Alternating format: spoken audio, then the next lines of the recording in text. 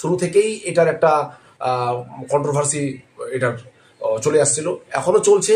এবার যতদিন না পর্যন্ত কোর্ট থেকে কোনো ক্লারিফিকেশন আসে, বিশেষ করে সুপ্রিম কোর্ট থেকে, এবং এসএসসি নিজে বিবৃতি দিয়ে দেয় ওয়েলকাম ব্যাক এগেইন। এসএসসির ফর্ম ফিল আপ একদম শেষ সীমানায় চলে এসেছে, আর একদিন বাকি আছে শুধুমাত্র, বা দুদিন আছে। সোমবারে বিকেল 5টার মধ্যেই কমপ্লিট করতে হবে। এই অবস্থায় ডেট এক্সটেনশন হবে কিনা এটা নিয়ে সবাই কিন্তু চিন্তিত, বিশেষ করে যারা ইন সার্ভিস টিচার, যারা এখনো অ্যাপ্লাই করেনি। অনেকেই অ্যাপ্লাই করে নিয়েছে যদিও, তো 1/3 অ্যাপ্লাই করেছে, 2/3 এখনো বাকি আছে। এই অবস্থায় তারা নজর রাখছে এসএসসির ওয়েবসাইটের দিকে। সম্ভবত ডেট এক্সটেন্ড হতে চলেছে 1 সপ্তাহের জন্য।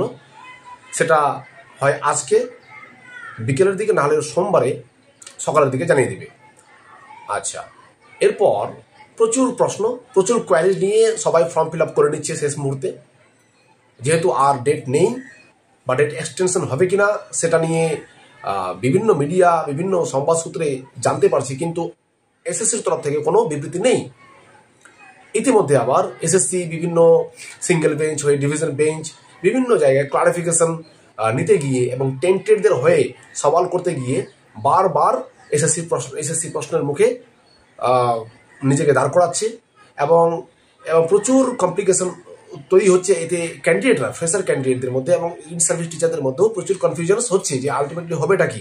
কেননা বিভিন্ন সময় যে বিভিন্ন বিবৃতি উঠে আসছে হাইকোর্ট থেকে, ডিভিশন বেঞ্চ থেকে, সেগুলো কোথাও না কোথাও একটা ইমপ্রেশন পড়ছে একটা ক্যান্ডিডেটদের উপর।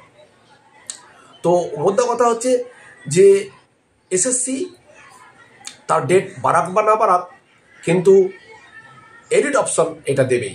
কেননা এডিট অপশন না দিলে যে ওবিসি ক্যাটাগরি আছে, 66টা যে ওবিসি ক্যাটাগরির যে অ্যাপ্লিকেশন নিচ্ছে এখন, অ্যাপ্লিকেশন নেওয়ার জন্য যে ছাড়পত্র দিয়েছে, সেটা এখনো তার ফর্মে সেটা রিফ্লেক্ট করছে না, সেটা এডিট অপশন দিতে হবে।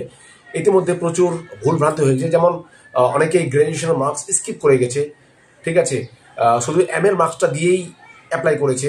এম এর মার্কসটাকে নেওয়ার জন্যই ফার্স্ট ক্লাস হিসাবে গ্র্যাজুয়েশনের মার্কসটাকে স্কিপ করে দেওয়ার জন্য, যাতে না থাকে। তো সেক্ষেত্রে সিস্টেম তো নিয়ে নিচ্ছে। এবার সিস্টেম যখন নিয়ে নিচ্ছে, তখন এসএসসির দায়ী। যদি সিস্টেম না নিত, অ্যাস্টারিক মার্ক দেওয়া আছে, যদি সিস্টেমের না নেওয়ার কথা, তাহলে অবশ্যই এসএসসি সেটাকে মেসেজ আকারে রিফ্লেক্ট করবে স্ক্রিনে যে আগে গ্র্যাজুয়েশন মার্কসটা ফিল করো। যেহেতু গ্র্যাজুয়েশন মার্কসটা ফিল করার জন্য কোনো মেসেজ আসছে না, সিস্টেম এমনি এমনি সাবমিট নিয়ে নিচ্ছে, তার মানে এটা এসএসসির দায়ী। এসএসসি যেটা ভালো বুঝবে সেটাই করবে, ঠিক আছে। তবে সম্ভবত কোনো অসুবিধা হওয়ার কথা না, যেহেতু 2016-তে সেম বেসিসে হয়েছিল, এবং যারা পরীক্ষা দিয়েছিল তারা কিন্তু পাসও করেছে, রীতিমতো চাকরিও করেছিল। ওকে, এবার যদি পরবর্তীকালে তোমার মনে হয় যে গ্র্যাজুয়েশন মার্কসটা আবার দেওয়ার উচিত, তাহলে সেভাবে যখন এডিট অপশন আসবে তখন সেইভাবে এডিট করে দিয়ে দিবে। আর যেগুলো কথা হচ্ছে যে অ্যাপ্লিকেশনের জন্য সেম পোস্টে অ্যাপ্লিকেশন করলে যেটা লেটেস্ট অ্যাপ্লিকেশন সেটাই গ্রাহ্য হবে, আগেরটা নাল অ্যান্ড ভয়েড হয়ে যাবে অটোমেটিক্যালি, ঠিক আছে।